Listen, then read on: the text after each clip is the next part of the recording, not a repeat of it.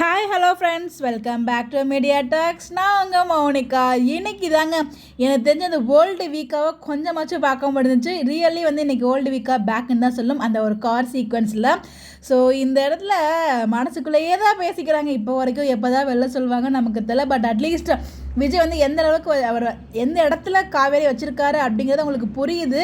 ஆனால் அவர் மாற்றி மாற்றி பேசுகிறதுனால காவேரி கன்ஃபியூஸ் ஆகிறாங்க. அவர் விளையாட்டுக்கு மாற்றி பேசுகிறார் இல்லையா, அதை தான் காவேரி வந்து கன்ஃபியூஸாக புரிஞ்சுக்கிறாங்க. பட் இப்படியும் பேசுகிறாரு அப்படியும் பேசுகிறாரு. இப்படிலாம் பேசிட்டு நான் எப்படி தனியாக வாழ்கிறது, அந்த மனசுக்குள்ளே பேசுகிறத வெளியில் பேசினா நல்லா இருக்குமே அப்படின்னு நமக்கு ஃபீல் ஆனாலும் பட் வந்து அவங்க கொண்டு போகிற மாதிரி கொண்டு போயிட்டுருக்காங்க.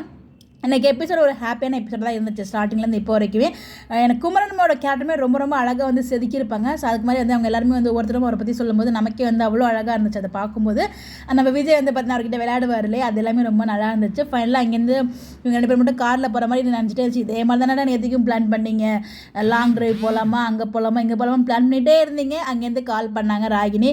இன்றைக்கும் நான் எங்கேயோ போய்ட்டு வெளில சாப்பிட போகலாமான்னு போகிறாங்க. எனக்கு உள்ளுக்குள்ளே பக்கம் இருக்குது, கால் பண்ணிடுவாங்களோ அப்படிங்கிற மாதிரி அதோட எபிசோட முடிச்சிட்டாங்க. பட் இதுக்கு எந்த நாளைக்கு எபிசோடில் கால் பண்ணிடுவாங்களோ அப்படின்ற மாதிரி எனக்கு ஒரு ஃபீல் இருக்குது. ஏன்னா அவங்க வந்து ஒன்று அவங்க ராகினி கால் பண்ணுவாங்க, இல்லைன்னா கம்பெனிலேருந்து கால் பண்ணுவாங்களோ அப்படின்ற மாதிரி எனக்கு டவுட் இருக்குது. ஏன்னா அவங்க தலையில் அடிபட்டுருக்கு இல்லையா, எப்படி தலையில் அடிபட்டுச்சு, இதே காஸ்ட்யூம் தான் அடிபட்டுருக்கு. பட் அது எப்படி தான் எனக்கும் தெரியும். ஹஸ்பண்ட் அண்ட் ஒய்ஃப்குள்ளே தேங்க்ஸ் சொல்கிற விஷயத்த ரொம்ப அழகாக வந்து சொல்லியிருப்பாரு.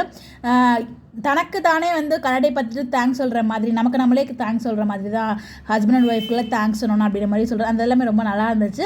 அந்த இடத்துல உனக்கு தேங்க்ஸ் வேணுமா, அதை சொல்ல மாட்டேன் போடி அப்படின்னு சொன்னாலும் ஐயோ அவ்வளோ க்யூட்டாக இருந்துச்சு. எனக்கு தெரிஞ்சு ரொம்ப நாளுக்கு அப்புறம் இந்த மாதிரி சீன்ஸ்லாம் பார்க்க முடிஞ்சிச்சு.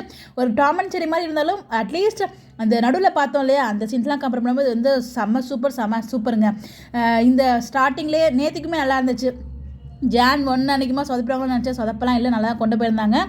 என்ன இப்போ வந்து விஜய்க்கு பதிலாக காவேரி மனசுக்குள்ளேயே பேசிகிட்டு இருக்க மாதிரி கொண்டு போயிட்டுருக்காங்க. எப்போ தான் 2 பேரும் மனசு விட்டு பேசுவாங்கன்னு தெரியல. ஸோ பார்ப்போம்.